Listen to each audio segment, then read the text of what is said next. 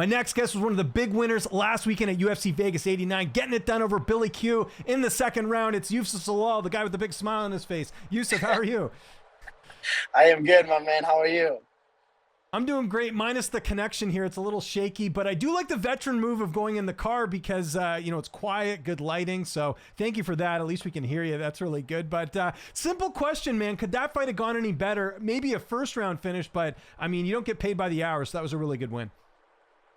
Yeah, like you said, it would definitely been great if I finished him in the first round, right? But I think it's a great win at all. It couldn't have been any better. I feel like they got to see what the Youssef Zalal 2.0 is. Yeah, it looked great. Did you expect the fight to play out exactly like that? Or because I know you mentioned, you wanted to show some stand up, maybe get the knockout, a submission. Was that kind of how you figured it was going to go? To be honest, no. I thought it was gonna be like some sort of a war a little bit, like kind of him making it like a dirty fight a little bit, especially when we got to the cage in the first round. And I was like, okay, like we're about to see a completely different fight. But I feel like I did not allow that to get to that point. So I was very happy about that. And I mean, it's the fight game. You got to be ready for everything as well. So it doesn't matter where the fight goes, but I feel like I was ready everywhere. Anything about Billy surprise you in the fight? Ooh, something that surprised me about him. I mean, you could I say don't know, no. man.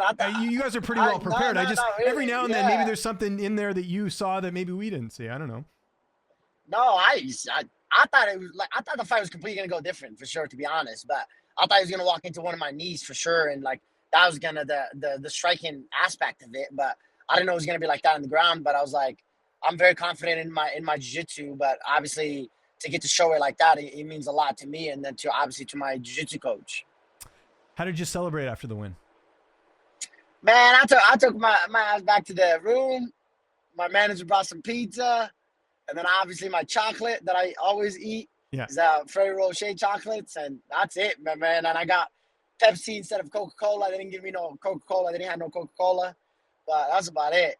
Okay. And no bonus. What happened with that? I thought that was bonus worthy. Bro, everybody keeps saying that. I thought for sure I was gonna get a bonus. I was like, what? I'm the first guy to submit Billy, all this stuff. And I was like, are you kidding me? Like, no bonus? But I told them, I was like, in my head, I was like, okay, no bonus. I got you next fight. Don't worry. Yeah. Okay. Well, there you go. And by the way, that post-fight photo you guys had, the one that I think they like the professional one they take, is that going to be on the next album cover? That one looked pretty good. Hey, that was a good one. So Factory X, like Mark usually does the album pictures after everybody's win. So we were like, all right, let's do it. And then it came out pretty damn good. I know I thought that so too. I laughed at that. I might take that one and actually have it around. Yeah. No, absolutely. Now, we talked about this before the fight. So when does Ramadan start for you? Because you did like a modified version like after the fight because you didn't want to hurt yourself. So does that start now? When are you going to start partaking? Oh, I started right after the fight. Okay. Literally right after the fight. Gotcha. Okay. So sunrise to sunset, you're not eating right now. I see it's sunny out. So Nope.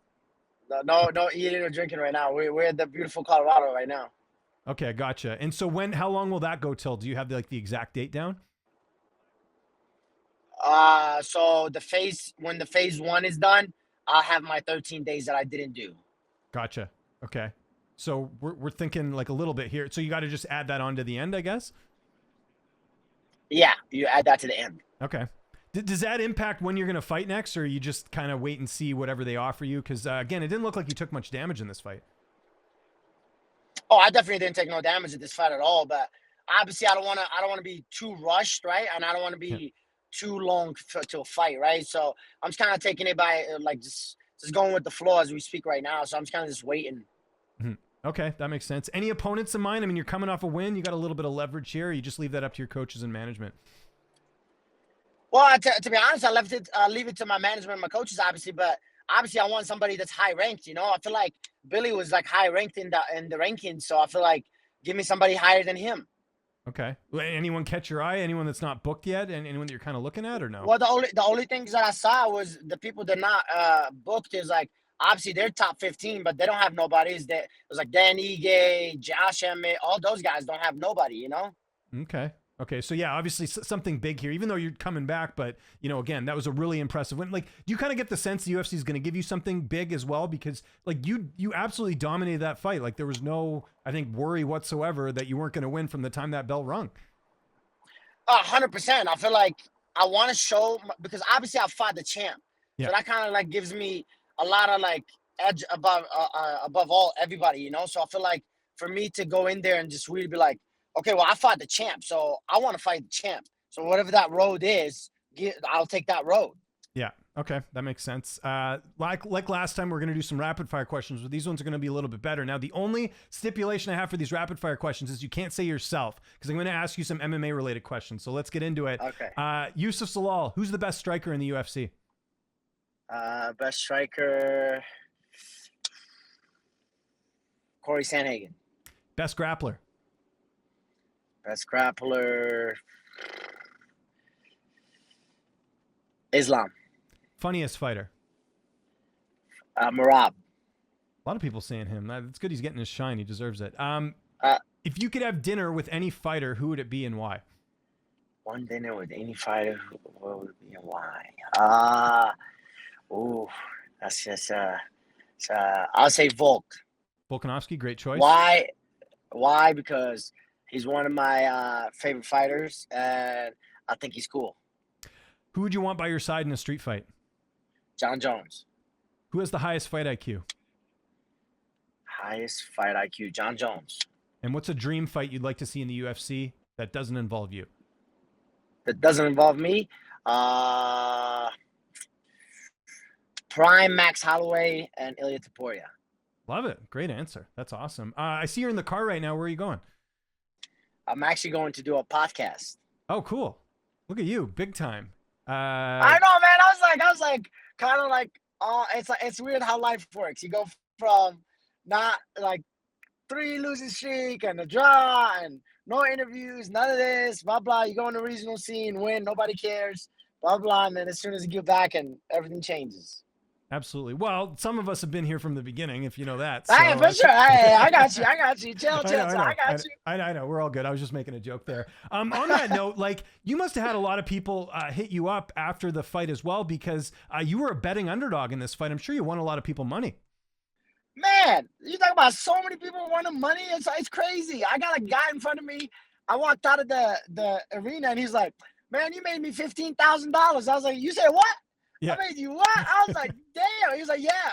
Apparently, I was the favorite when it came to the fight time. I was the actual favorite to win the fight, but I was the underdog losing the rounds, apparently. Yeah. So I was like, what? And then I think it was like the odds were like 14-1, and especially on a finish. Wow, that's crazy. Yeah. So there you go. Okay, well, that's interesting. And then you mentioned going to the podcast. What else you got planned for the rest of the week? I'm sure, it's been a crazy, like, we talked about this in the pre-fight, but if people haven't seen it, you had the Ultimate Fighter, then you get the short notice fight, then you get the win. Now you're doing podcasts and media and talking to people like me. What do you got? What do you got planned the rest of the week? I don't know, man. Like during Ramadan, I really just hang out with the team, go watch the team. I do like one-on-one sessions with my clients. Obviously, I have a long-time clients that I've been with for a long time. So I literally just do that and just hang out with the family and play Call of Duty. And then obviously when it comes to feast time, I go and feast. Okay, that makes sense. Now, because you beat Billy Quarantillo in such impressive fashion, when you're getting new clients to train, do you just show them the highlight reel and you're like, look, I'm pretty legit, man? I think everybody that I've been with, they know I'm legit, So it's like they already know that. You know what the funny part is? Yeah. I showed that back take because I got my black belt like literally 2 months ago, or something like that, and then I literally showed the back take to the whole team. Mm-hmm. I showed them like how I like to do it, how I like to do this, how I like to do that, and then funny enough, on the fight, I was like that's all was running in my head that I was like, do not let me take your back because I'm completely you not know what jiu-jitsu I'm bringing. So that was the type of deal. Appreciate the time. I know you're a busy guy. If there's anyone you want to thank, any sponsors, any social media, I'll give you the last word. Nah, thank you, my man. Thank you for having me again. And yeah, man, I just can't wait. I just thank my team, thank everybody, people around me. They're great people to keep me keep pushing and everything to put me in this position. So I'm very happy about that. And I can't thank them enough.